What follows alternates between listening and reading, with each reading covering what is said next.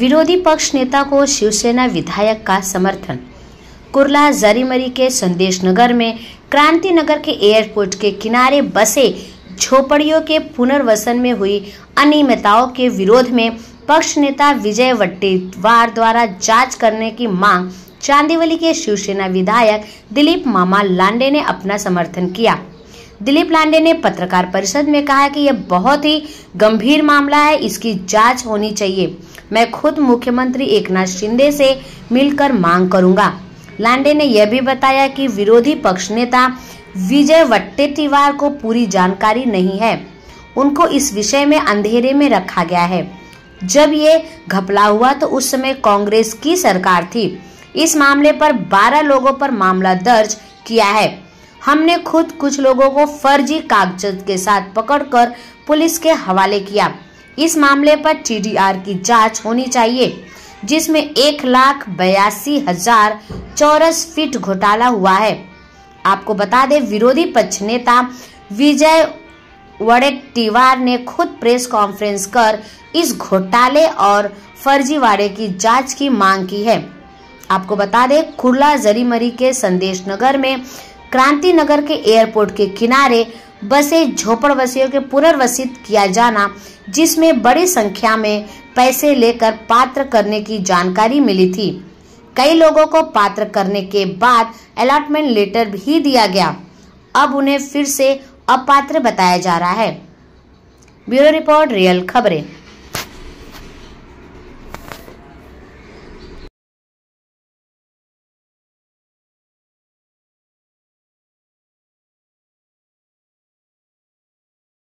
सर्वांचं स्वागत।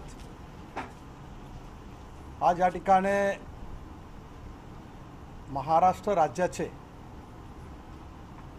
आमच्या महाराष्ट्र सरकारचे विरोधी पक्षनेते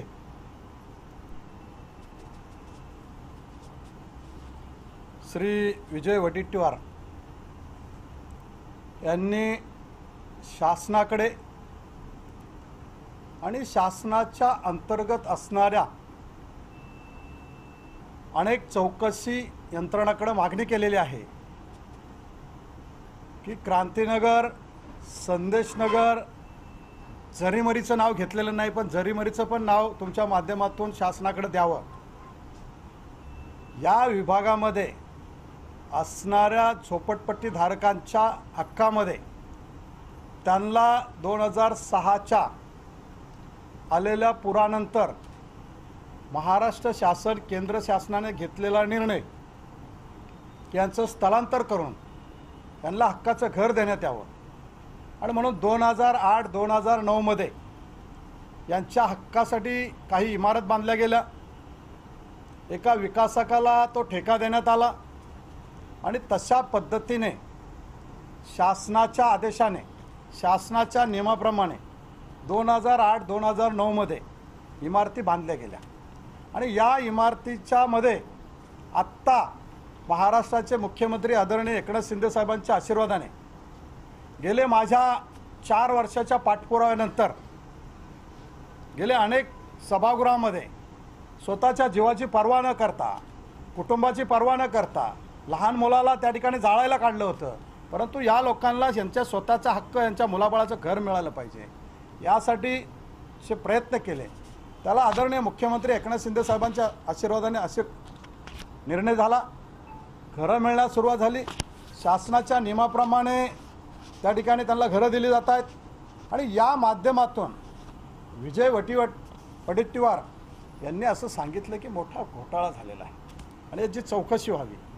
ती त्यांनी जी मागणी केलेली आहे त्याला माझ्या क्रांतीनगर, संदेशनगर विभागातील लोकांच्या वतीने जाहीर पाठिंबा करतो।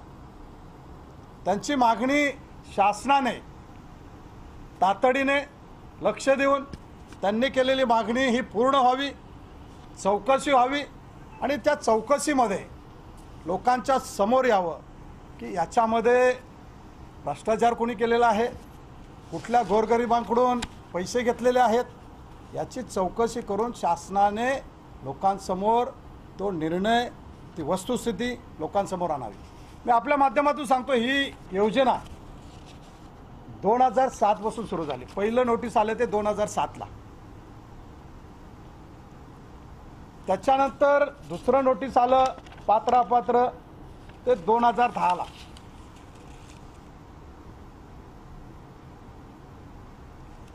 त्याच्यानंतर पात्र अपात्र झाले, त्यांना घरं द्यायचं ठरलं, ते आहे 2017ला की घरं द्यायचं ठरलं. त्या या कालावधीमध्ये 2007 ते 2014 या कालावधीमध्ये सरकार कुणाचं होतं, त्या सरकारमध्ये मंत्री कोण होते, पालकमंत्री कोण होते, या पालकमंत्री असेल, शासनाचे कोण मंत्री असतील, त्यांच्या काळामध्ये या गोरगरिबांना नोटीस दिली गेलेली आहेत. गोरगरिबांचं झोपडं पात्र आहे का अपात्र ठरवण्यात आलेलं आहेत. त्यांच्या कालावधीमध्ये जे असणारे अधिकारी आहेत त्यांच्यावरती राजकीय दबाव आणून पात्र अपात्र ठरवण्याचं जे काम केलेलं आहे याची चौकशी झाली पाहिजे. आणि म्हणून कुणाच्या तरी नावाने अर्धवट बोलायचं, पूर्ण पण नाही बोलले, अर्धवट बोलले की या ठिकाणी असणाऱ्या आमदार पण नाही पुढचे बोलले. त्यांना जर असं वाटत असेल की या ठिकाणी असणाऱ्या आमदाराची चौकशी व्हावी, तर या कालावधीमध्ये ज्या कालावधीमध्ये या लोकांना नोटीस देण्यात आली, ज्या कालावधीमध्ये ही झोपडी पात्र अपात्र ठरली, त्या कालावधीमध्ये असणारा आमदार असेल, पालकमंत्री असेल, मंत्री असेल, अधिकारी असेल, त्याची चौकशी झाली पाहिजे. बरोबर आहे, चौकशी झाली पाहिजे. हे बरोबर आहे, कारण त्यावेळेला ना लोक जे अपात्र होते ती चौकशी झाली पाहिजे. आता 100 कोटीचा घोटाळा आहे का 210 कोटीचा घोटाळा आहे हे त्यामध्ये उघड होईल ना. या घोटाळ्यामधले काही लोक, संशयित लोक, याच्या पूर्वी पण जेलमध्ये गेले होते, हे उघड होईल ना. माझ्या जरीमरीमधल्या लोकांना किती त्रास झाला हे उघड होईल ना. आहे ना याशीनबाई, ते त्यांनी माहितीच्या अधिकारामध्ये सर्व माहिती त्यांच्याकडे आहे. होऊ द्या ना चौकशी. आणि म्हणून कुणावरती बोटं दाखवून आपलं स्वतःचं पाप लपवण्यापेक्षा मी तुमच्या माध्यमातून महाराष्ट्राचे मुख्यमंत्री, देशाचे पंतप्रधान आणि सर्व यंत्रणा मला विनंती करतो की माझ्या क्रांतीनगर, संदेशनगर आणि जरीमरी या विभागाच्या वतीने आपल्याकडे मागणी करतो की या पुनर्वसनमध्ये ज्या लोकांनी भ्रष्टाचार केलेला आहे त्याची सखोल चौकशी करून कठोर कारवाई करावी अशी माझी मागणी आहे. एका घटनेचा वडक ठेवला होता, तिथे काही जणांना अटक करण्यात आली, बोगस कागदपत्र तिथे बनवण्याचं काम सुरू होतं आणि त्यावरून हे आरोप सुरू झालेत. याकडे कसं पाहताय? मी तुमच्या माध्यमातून ज्यांनी बोलले, माझी तर पहिली त्यांना विनंती आहे, कारण ते माझ्या महाराष्ट्र शासनाचे विरोधी पक्षनेते आहेत. विरोधी पक्षनेत्याला अर्धवट माहिती असेल तर शासनाचं काम आहे, मी शासनामधला आमदार आहे, की विरोधी पक्षाला अर्धवट माहिती असेल तर शासनाने केलेली कारवाई, शासन करत असलेली लोकोपयोगी कामं ते विरोधी पक्षनेत्याला सांगितलं गेलं पाहिजे. आणि म्हणून तुमच्या माध्यमातून विरोधी पक्षनेत्यांना सांगू इच्छितो की ज्या दिवशी या शेजारच्या हॉलमध्ये गोरगरिबांना स्वतःच्या घराची चावी देत असताना आरोपी पकडणारा आमचा शैलेश लिंबाळकर हा शाखा प्रमुख आहे, बाबू मोरे हा आमचा शाखा प्रमुख आहे, निलेश मस्के हा आमचा पदाधिकारी आहे, माझा स्वतःचा मुलगा प्रयाग सर्वात पहिलं जर पकडला असेल तर माझ्या मुलाने पकडून आणलं. आणि ते सर्व 54 कागदपत्र, त्या ठिकाणी 8 असणारी लोक, तो कोण सुभाष यादव, आणि त्या ठिकाणी ज्या वकिलाला शासनाच्या नियमाप्रमाणे नोटरी बनवायचा अधिकार दिलेला असतो ते नोटरीचं रजिस्टर, हे सर्व पहिलं जर कोणी पकडलं असेल तर माझ्या मुलांनी आणि माझ्या पदाधिकाऱ्यांनी पकडलेलं आहे. पोलिसांना कोणी जर सर्वात पहिलं बोलवलं असेल तर मी स्वतः बोलवलेलं आहे. पोलिसांना विचारून घ्या, माझा स्वतःचा फोन आहे.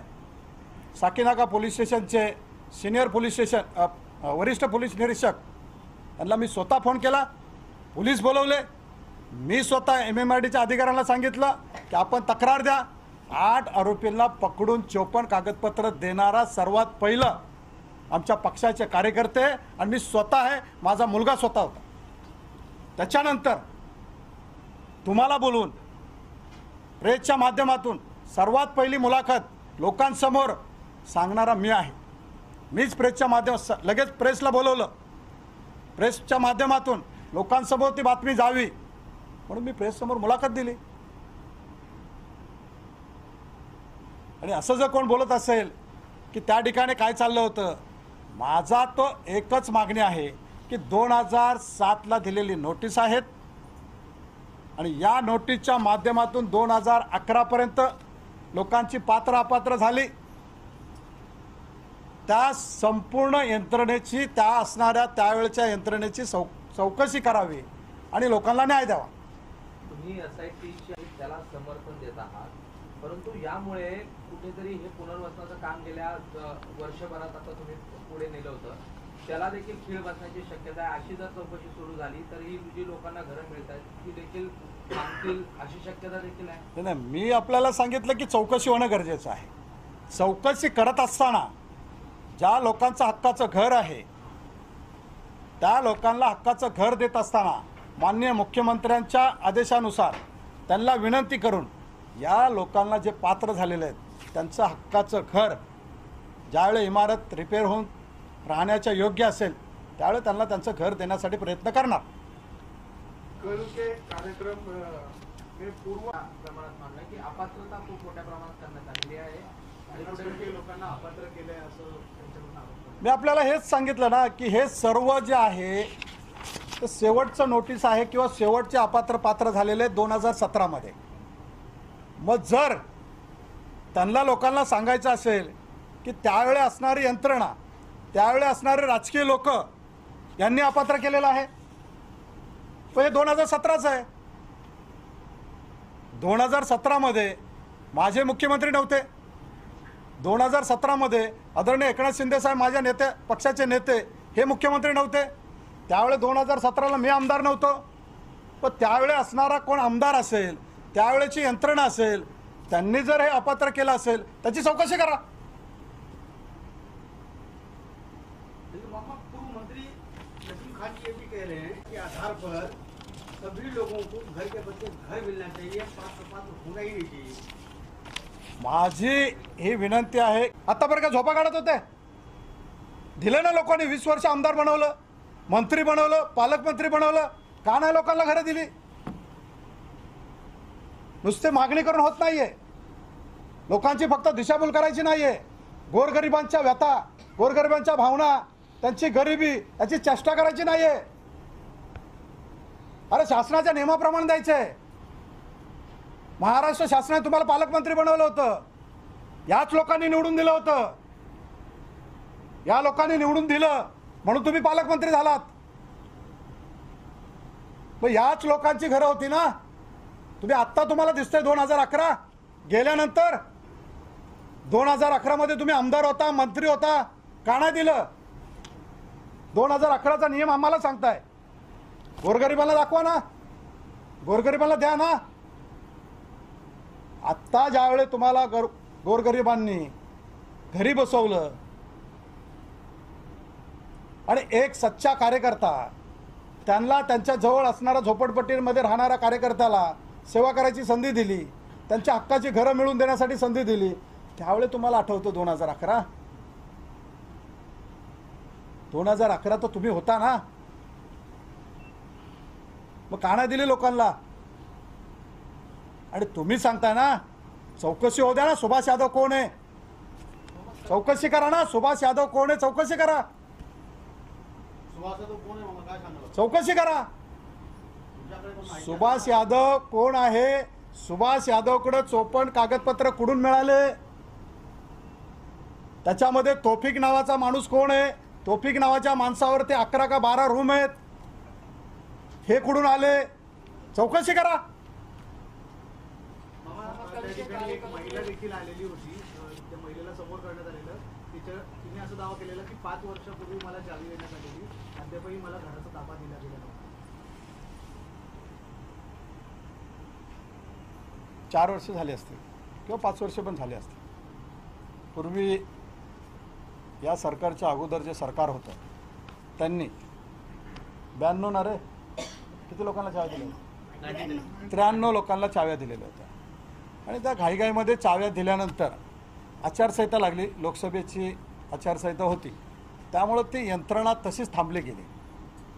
परंतु त्या 93 लोकांना बिल्डिंग राहण्याच्या योग्य नव्हती, त्यामुळे त्यावेळेस त्या चाव्या देऊन लोकांना राहण्याच्या योग्य नसल्यामुळं लोकही गेली नाहीत आणि त्या ठिकाणी ताबा देता आला नाही, कारण धोकादायक बिल्डिंग होती, त्यामुळे देता आले नाहीत. परंतु ही लोक माझ्या विभागातले आहेत, माझे आहेत, त्या लोकांमुळेच मी आमदार आहे याची जाण मला आहे.